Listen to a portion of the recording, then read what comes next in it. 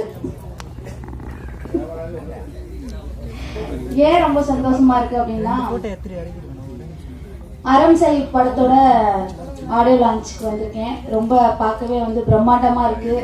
ஒரு அரசியல் சம்பந்தமான ஒரு படம் எடுத்துட்டாங்க சாரு. துணிஞ்சு வந்து அரசியல் சம்பந்தமா எல்லாமே வந்து ஓப்பனா எல்லா கட்சியினரும் பேசுற மாதிரி எல்லாமே டைலாக்கோட சூப்பரா எடுத்திருக்காங்க.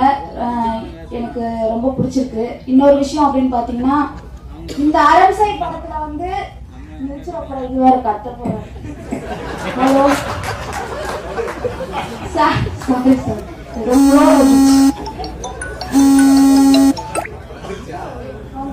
Sorry sir. எங்கிட்ட போனாலும் அடியா விழுது. என்ன பண்ணான்னு தெரியல. இந்த எப்படி சொல்றது, நம்ம சார் வந்து எப்படின்னா படத்தை பத்தி மட்டும்தான் பேச சொன்னாங்க.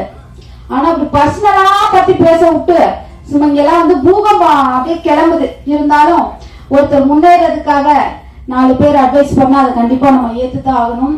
அவங்க நமக்கு அக்கறையோட தான் பண்றாங்க அப்படின்னு சொல்லிட்டு நம்ம மனசார ஏத்துக்கணும். அதை நான் ஏத்துக்கிறேன் கண்டிப்பா. ரொம்ப சந்தோஷம். முக்கியமான ஒரு விஷயம் என்னன்னா, இந்த படத்துல நான் நடிச்ச கேரக்டர் ரோல் பாத்தீங்க அப்படின்னா ஜெயலலிதா அம்மா. ஆமா, ஜெயலலிதா அம்மா மாண்புமிகு இரும்பு பெண்மணியான அந்த எப்படி சொல்றது, முன்னாள் முதலமைச்சர் அவர்களுடைய வேடத்தில் நான் வந்து நடிச்சிருக்கேன். ரொம்ப சந்தோஷமா இருக்கு. இந்த கேரக்டர்ல பாத்தீங்கன்னா யாருமே வந்து ஓப்பனா நடிக்க மாட்டோம் அப்படின்னு வந்து சொல்லிட்டாங்களாம். கடைசியா வந்து நம்ம பாலு வைத்தியநாதன் சாரு அப்புறம் ஜீவா சாரு 2 பேரும் வந்து என்ன வந்து நடிக்கிறியான்னு வந்து கேட்டாங்க.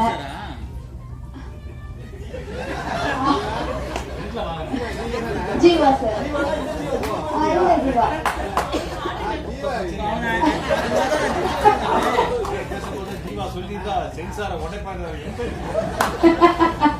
அதான் 2 பேர் வந்து கேட்டாங்க, எப்படிமா இந்த கேரக்டர்ல நீங்க வந்து நடிப்பீங்களா அப்படின்னு சொல்லி கேட்டாங்க. கண்டிப்பா இனிமே எல்லா கேரக்டருமே நான் நடிக்கிறேன் சார், எதுவும் பிரச்சனை எதுவும் வந்துடாதா அப்படின்னு வந்து நான் கேட்டேன். இது வந்து ஒன்லி நடிப்பு தானமா, இந்த அறம் செய் அப்படிங்கிறது நம்ம கூட படத்து மூலியமா வெளிக்காட்டல அப்படின்னா இந்த நாட்டுல சில விஷயங்கள் வந்து நமக்கே தெரியாம அதை சொல்றதுக்கு யாரும் தயங்கி நிக்கிறாங்க.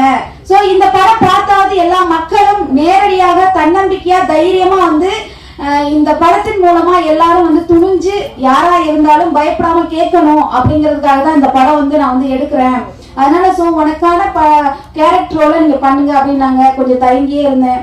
அப்புறம் இன்னொரு விஷயம் என்னன்னு பாத்தீங்கன்னா, அந்த அம்மாவோட ஆட்டிடியூட், அந்த அம்மா எப்படி நடக்கிறாங்க, பேசுறாங்க, பாவனை, அவங்க எப்படி நடந்து வர்றாங்க போறாங்க, இதெல்லாம் வந்து வீடியோவா நீங்க வந்து ஒரு டைம் பாருங்க அப்படின்னு சொல்லிட்டே இருந்தாங்க. கடைசியில சரி ஓகே சார் அப்படின்னு சொல்லிட்டு பார்த்தேன். எனக்கு வந்து டைலாக்ஸ் வந்து எனக்கு வந்து நிறைய கொடுத்தாங்க.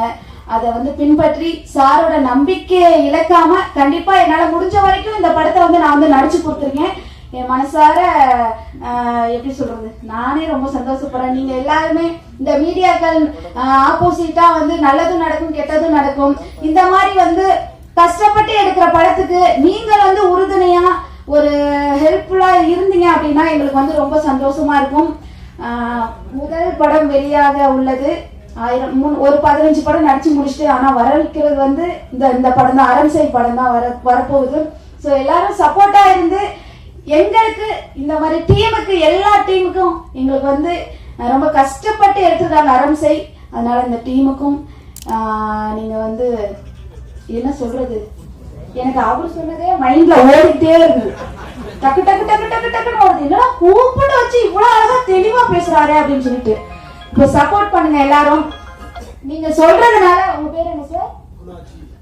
குணாஜி. இங்க பாத்தீங்கன்னா இங்க அரசியல் வட்டமே நடத்திட்டார் குணாஜி. கத்து கத்து கத்து கத்துன்னு கத்துனாலும் இங்க ஒரு கை தட்டினா ஓசையே வராது. அந்த காலத்துல சொன்ன மாதிரிதான், எல்லாரும் சொன்ன மாதிரிதான், நீங்க கத்த நாங்க கேட்க, இவ்வளவுதான். எல்லாருமே கத்தணும் உங்க மாதிரி கோரஸா இல்லைங்களா? அதனால ஒருத்தர் எனர்ஜியை வேஸ்ட் பண்ணி கத்தி கத்துனா அவங்க ஆப்போசிட்ல வாயதான பார்த்தாங்க, வேற ஏதாவது பேசினாங்க, பேசக்கூடாது. ஏன்னா நீங்க பேச விடல.